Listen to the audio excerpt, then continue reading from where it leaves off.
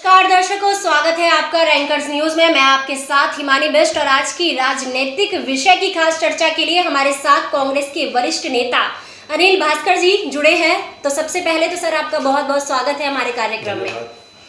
Sir, Congress party से आप आते हैं।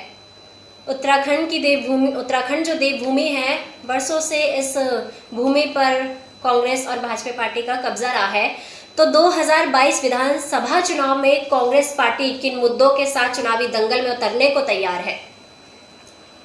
नहीं, पहली बात तो यही, कब्जे वाली बात गलत है। कब्जा हमेशा लोकतंत्र में जनता का होता है जी। और जनता अपने सेवा के लिए कि उसके लिए कौन काम कर सकता है वो उसका मौका देती है जी। ये बात सही है कि पहली बार जब मौका दिया था कांग्रेस को जनता ने तो बहुत अच्छे काम हुए। और सिडकुल जहाँ पर हम लोग बैठे हैं, हमारे पास में नज़दीक ही सिडकुल पूरी दुनिया के सामने है और उसको सिडकुल को आप लोग देख ही रहे हैं। वो आज पूरे उत्तराखंड का लाइफलाइन बना हुआ है, चाहे वो हरिद्वार का सिडकुल हो या काशीपुर और रुद्रपुर वगैरह, पंतनगर वगैरह, जहाँ भी बना है सब जगह। उसके साथ कांग्रेस जो है जो जनता के हितों की बात है वो उसको करने का काम करती है। लेकिन जनता ने जो विश्वास किया था बीजेपी पर, तो बीजेपी की स्थिति यह है कि आज की तारीख में सब लोग देख चुके हैं कि वो तीन मुख्यमंत्री बदलने का रिकॉर्ड बना चुकी है। और उसके साथ स्थिति यह है कि काम के मामले में फिर भी उसके पास ये कोई नीति नहीं है कि उनको किस नीति पे काम करना है। सीधी सीधी बात, अभी दो जो मुद्दे हुए हैं, सबसे पहला कावड़ मुद्दा है कि उन्होंने पहले कहा कि कावड़ मेला होगा, उसके बाद उन्होंने कहा कावड़ मेला नहीं होगा। तो उनके पास कोई नीति नहीं है, उनके पास कोई विचार नहीं है और उनको यही नहीं समझ में आ रहा है कि हमें करना क्या है। दूसरी बात यह है कि आज जो प्रदेश की जनता है उसमें खास तौर से होटल उद्योग है, व्यापार, जो व्यापारी है, जो तीर्थ यात्रा और पर्यटकों पर निर्भर है, और उसके साथ साथ ट्रेवल्स वाले हैं, गाड़ियों वाले हैं, इन सब की जो एक रोज़मर्रा की उस तरह की ज़िंदगी में जीते हैं, जो रोज़मर्रा कमाते हैं, रोज़मर्रा खाते हैं, उनको किसी प्रकार की कोई आर्थिक व्यवस्था, आर्थिक सहयोग उनको नहीं है। आज देश की बहुत बड़ी जनसंख्या भूखमरी की कगार पे आ रही है और इन्हीं सब मुद्दों को लेकर कांग्रेस जनता के बीच में जाएगी। अगर आप पिछले 1 महीने में देखें या 2 महीने का आप विश्लेषण करें तो कई लोगों ने आत्महत्याएं की हैं, सुसाइड किया है। कल भी एक ने गंगा में कूदकर आत्महत्या की है और लूट की घटनाएं बढ़ी हैं। जैसे अभी बहुत बड़ी लूट की घटना हुई और उसको खैर पुलिस ने सॉल्व किया है, लेकिन इस प्रकार की घटनाएं जो हैं वो हमें चिंता में डालती हैं। अभी हाल ही में ऋषिकुल के क्षेत्र में घटना हुई जहाँ पे घर में ही आने वाले एक बच्चे ने लूट की घटना की। तो इस प्रकार की जो मानसिकता बनती जा रही है, आर्थिक रूप से परेशान होने के कारण, निश्चित रूप से ये आने वाले चुनाव में मुद्दा बनेगी। तो आपका ऐसा मानना है कि भाजपा के जो सरकार है उनके राज में अधिकतर घटनाएं घटित हो रही है? उनके राज में घटनाएं तो हो ही रही हैं। सबसे बड़ी बात जो चिंता की ये है कि वो सत्ता में बैठे लोग हैं और वो संवेदनहीन हो गए हैं। घटनाएं होना इतनी बड़ी बात, एक बार को मान सकते हैं कि घटनाएं हैं, हो सकता है नेता को नहीं पता हो, लेकिन जनता के साथ नेता का ना खड़ा होना, वो समझ में आता है कि वो संवेदनहीन है। वो किसी की परेशानी नहीं समझ रहे हैं, वो किसी की समस्याएं नहीं समझ पा रहे हैं, वो किसी भी प्रकार की समस्याओं को हंसी मजाक में उड़ा देने का काम कर रहे हैं। जैसा कल प्रधानमंत्री ने किया, 3 दिन पहले बोल रहे हैं कि जो मसूरी, शिमला और नैनीताल में भीड़ हो रही है उस पर चिंता कर रहे हैं और खुद वो बनारस में जाकर के भीड़ इकट्ठी कर रहे हैं। तो वो संवेदनहीन व्यक्ति होने का सबसे बड़ा उदाहरण है कि उन्हें किसी की पीड़ा से या आने वाली समस्याओं से उन्हें कोई मतलब नहीं है। अगर वो मैं कर रहा हूँ तो सब अच्छा है और अगर दूसरा कर रहा है तो गलत है। तो अगर आप चुनावी दंगल में जब कांग्रेस उतरेगी, कांग्रेस पार्टी, तो उनके मुख्य उद्देश्य क्या होंगे जो भाजपा नहीं कर पाई है, जिनको पूर्ण? देखिए, भाजपा जिस अपने मैनिफेस्टो के साथ आई थी वो तो उसका कहीं खो गया है। जैसे क्या क्या?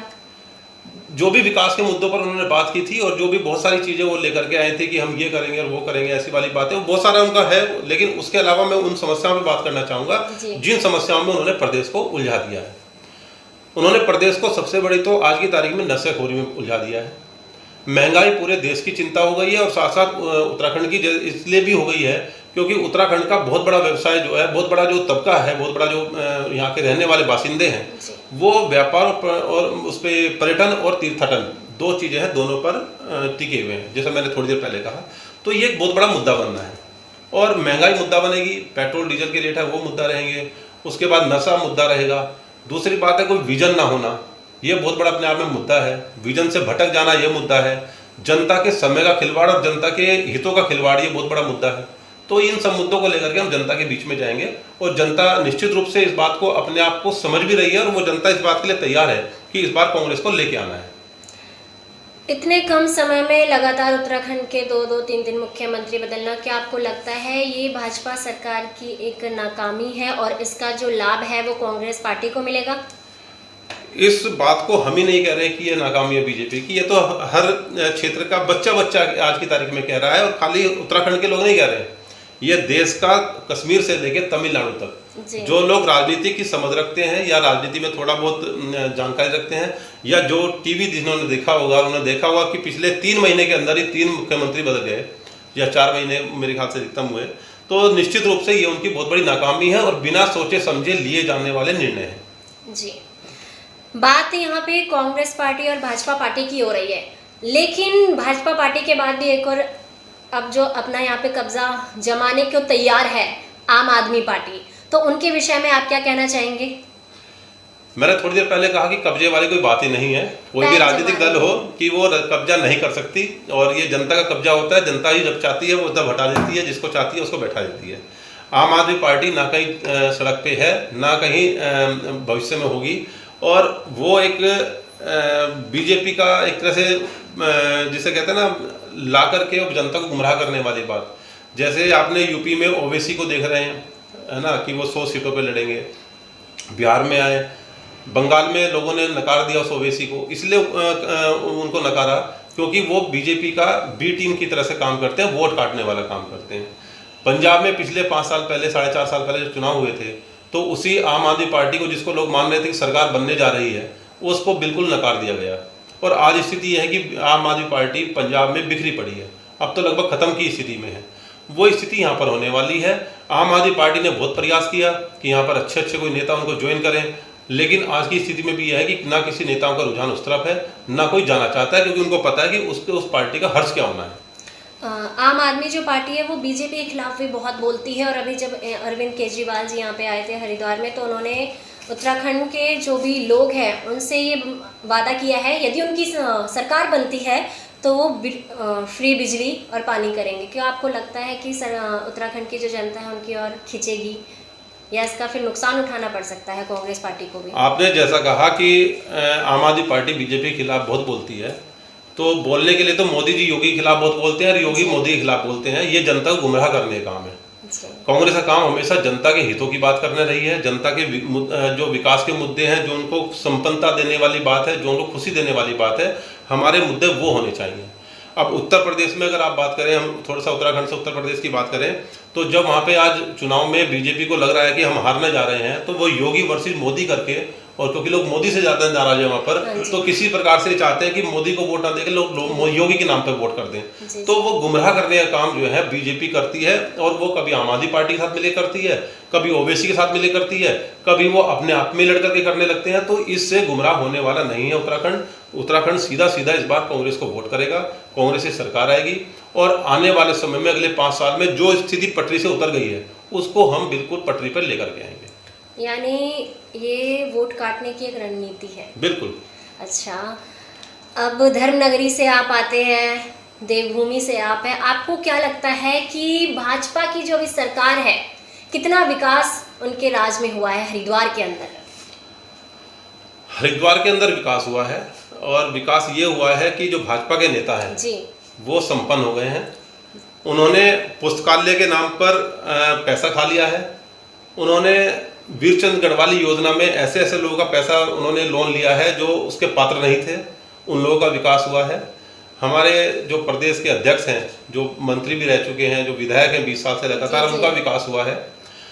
लेकिन हम उसके बाद भी ये कहना चाहते हैं कि अगर किसी ने अपना विकास किया, हमें उसमें कोई आपत्ति इसलिए नहीं है कि ईश्वर ने उनको इस लायक बनाया होगा या उनको विकास किया होगा, लेकिन उनका फर्ज बनता था कि वो जनता के विकास के लिए, जनता के हितों के लिए काम करें।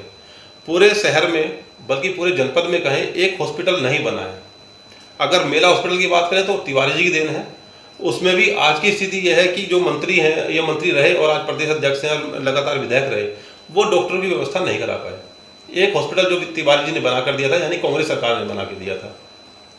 उसके बाद अभी जो कांग्रेस सरकार रही 2012 से 17 तक, उसमें महिला अस्पताल का बहुत बड़ा अच्छा एक नया इंफ्रास्ट्रक्चर बना के दिया, लेकिन उसके बावजूद भी वहाँ पर व्यवस्थाएं आज की तारीख में विधायक जी नहीं करा पा रहे हैं। जो प्रदेश अध्यक्ष हैं वो 24/7 राजनीति करते हैं। राजनीति करने के साथ साथ उनका सिर्फ इतना ध्यान रहता है कि मेरे से कौन व्यक्ति नाराज है, कौन खुश है, उनके पैर पकड़ करके उनको मना करके कैसे मैं अपनी वोट फाइनल करूँ। विकास के नाम पे उनका कोई मामला काम नहीं है। एजुकेशन के नाम पे जो पहले स्कूल थे, जो ना तो उन्होंने और ना ही उनके पड़ोसी जो दूसरे विधायक श्री आदेश चौहान, उनके क्षेत्र के भी बहुत स्कूल बंद हुए हैं। जो BHL कैंपस में स्कूल थे, अच्छे अच्छे स्कूल थे, उनसे बहुत बड़े बड़े लोग पढ़ करके निकले हैं जो आज बहुत अच्छी अच्छी जगह पर हैं।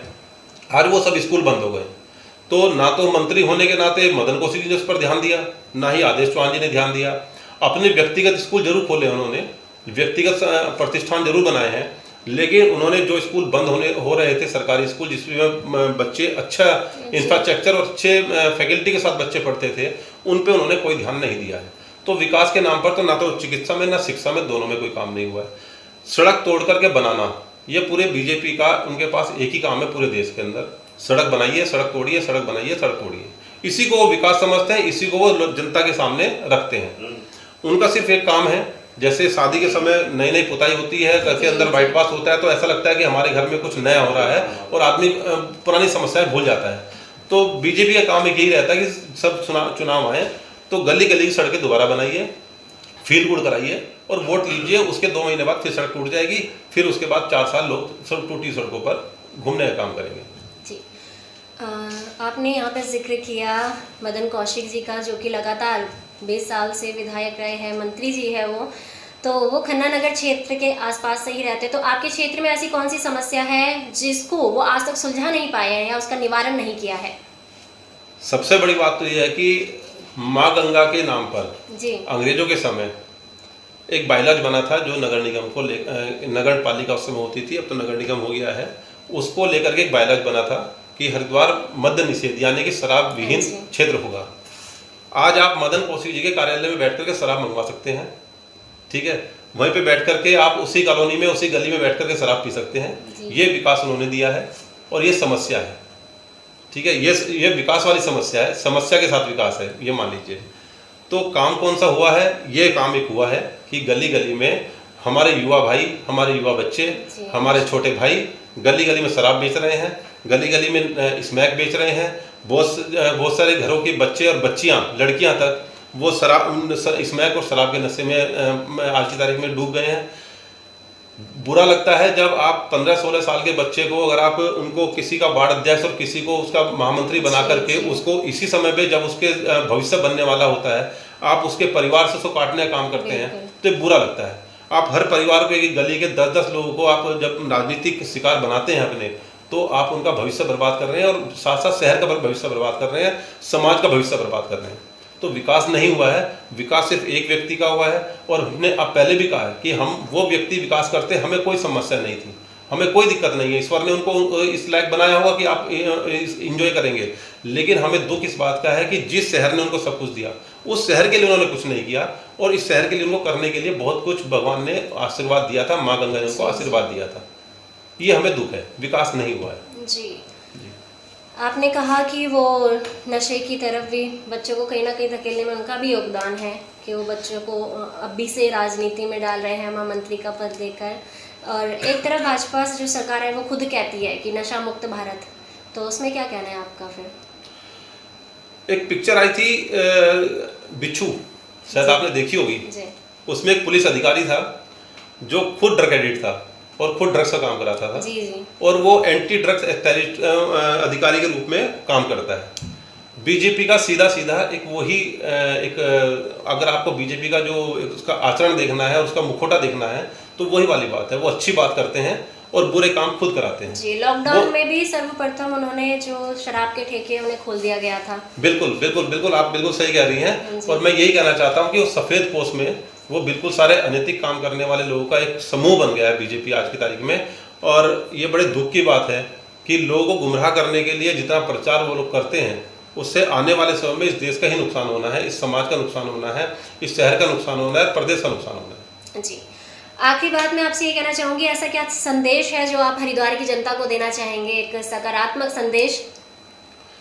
मैं तो यही कहना चाहूँगा, मेरा निवेदन है सभी से, खासतौर से महिलाओं से। जी। महिलाओं से इसलिए निवेदन मैं करना चाहूँगा कि हर महिला अपने परिवार की धुरी होती है, और यदि वो सजग हैं तो उनको जो है अपने बच्चों को, अपने भाइयों को, अपने परिवार के व्यक्तियों को और खुद को भी, क्योंकि वो जो इनका उद्देश्य होता है बीजेपी का, आरएसएस का, कि वो महिलाओं को भी टारगेट करते हैं जिससे परिवार उनकी पकड़ में आए। तो उनको इस बात से बचने की ज़रूरत है कि आने वाले समय में भी और भविष्य में भी वो गुमराह ना हो, उनका गलत इस्तेमाल ना हो, क्योंकि ये लोग सत्ता भोग करके चले जाएंगे। भुगतना आपको और हमको पड़ेगा, हमारे समाज को पड़ेगा, हमारे शहर को पड़ेगा, हमारी गली मोहल्ले को पड़ेगा। तो हमें उससे समझने की ज़रूरत है कि हमें उनसे सिर्फ ये पूछना है, जो बीजेपी के लोग आए, कि आपने 20 साल में क्या किया, और आपने जो मैनिफेस्टो पिछली बार लेकर के आए थे उसमें से कौन कौन से काम किए, और आपने जो हमारी ज़रूरतें काम थे, शिक्षा और स्वास्थ्य, 2 काम बहुत बड़े थे, वो आपने किए या नहीं किए। 2 चीज़ मैं इसमें और कहना चाहता हूँ कि बीजेपी के जो हमारे, जो अभी आपने मदन कौशिक जी का जिक्र किया, वो बात करते हैं गैस पाइपलाइन की और भूमिगत बिजली की। गैस पाइपलाइन 2010 और 11 के लगभग से केंद्र सरकार का प्रोजेक्ट था। वो केंद्र सरकार के प्रोजेक्ट को अगर अपना बताते हैं तो ये गुमराह करने वाला काम है। उन्होंने उसी काम को दोबारा से धर्मेंद्र प्रधान जब पेट्रोलियम मंत्री थे बुला करके उनका उद्घाटन कराने का काम करके ये बताने का काम किया कि ये काम मैं करवा रहा हूँ, जबकि वो गलत बोल रहे हैं। दूसरी बात है भूमिगत बिजली लाइन की। ये काम हरीश रावत सरकार ने 2016 में तय किया था। ये उस समय क्योंकि कुंभ मेले की वजह से वो काम शुरू नहीं हो पाया था, उसके बाद सरकार बदल गई। तो उस काम को, दोनों काम को वो अपने काम न गिनाएं। अपने काम जो उनके शिक्षा, स्वास्थ्य और जो व्यवस्था बनानी थी हरिद्वार की गरिमा और उसके संस्कृति के अनुसार बनानी थी, जिसको उन्होंने छिन भिन कर दिया है, बर्बाद कर दिया है, उस पर आकर के जवाब दें और वो काम उसमें वो नाकाम रहे। जी बहुत बहुत धन्यवाद। और ये तो आने वाला वक्त ही बताएगा, यानी 2022 विधानसभा चुनाव की कांग्रेस चुनावी दंगल में जीत हासिल करती है कि नहीं करती, और अगर जीत हासिल करती है तो कितने अपने वादों को पूरा करती है। फिलहाल आपसे राजनीतिक विषय में चर्चा करके बहुत अच्छा लगा। धन्यवाद। दर्शकों, आपको हमारा आज का खास कार्यक्रम कैसा लगा कमेंट करके ज़रूर बताएं। साथ ही यह जरूर अपनी प्रतिक्रिया जरूर दें कि भाजपा जो सरकार है वह वाकई में युवाओं को नशे की तरफ धकेल रही है या फिर नशा मुक्त भारत अभियान चलाकर उनका जीवन बचा रही है। फिलहाल आज के कार्यक्रम में इतना ही। बने रहिए हमारे साथ, देखते रहिए रैंकर्स न्यूज़। नमस्कार।